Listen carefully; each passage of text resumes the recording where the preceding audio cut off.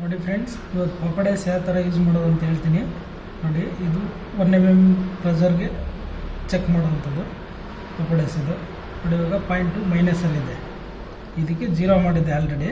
ಈ ಪಾಯಿಂಟಿಗೆ ಬಂದರೆ 0 ಆಗುತ್ತೆ. ನೋಡಿ, ಸರ್ಫೆಕ್ಸ್ ಚೆಕ್ ಮಾಡೋದು ಮತ್ತು ಇಂಪಾರ್ಟೆಂಟ್ ಮೈಕ್ರಾನ್ ಲೆಕ್ಕದಲ್ಲಿರೋದನ್ನ ಚೆಕ್ ಮಾಡೋದಕ್ಕೆ ಇದನ್ನು ಯೂಸ್ ಮಾಡ್ತಾರೆ. ನೋಡಿ, ಇದೆಷ್ಟು ಎರರ್ ಇದೆ ಅಂತ ಗೊತ್ತಾಗುತ್ತೆ. ಹಂಗೇ ಇಲ್ಲಿ ಬರ್ತಾ 0.8.1 ಬಂತು. ಇಲ್ಲಿ 0.22 ಇದೆ.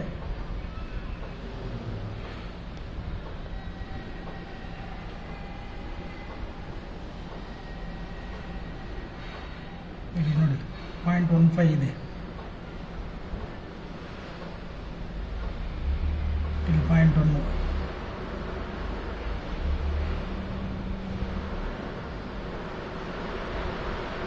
ಇಲ್ಲಿ 0.6 ಬಂತು.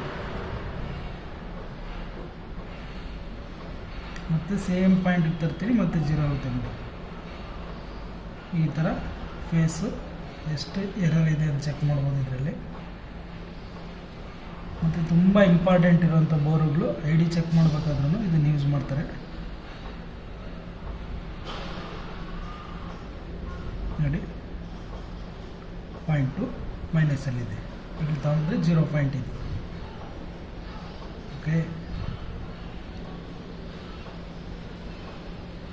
ಇದು ಈ ಥರ ಚೆಕ್ ಮಾಡೋದು.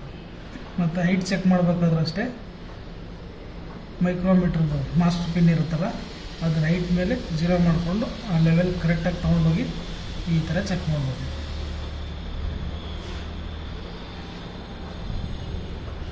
ಆಲ್ರೆಡಿ 38.95ಗೆ ಸೆಟ್ ಮಾಡಿದ್ವಿ 0 ಪಾಯಿಂಟ್ಗೆ. ಇದು ಹೈಟ್ ಅಷ್ಟಿದೆ, ಎರರ್ ಬಂದು 0.16 ಇದೆ.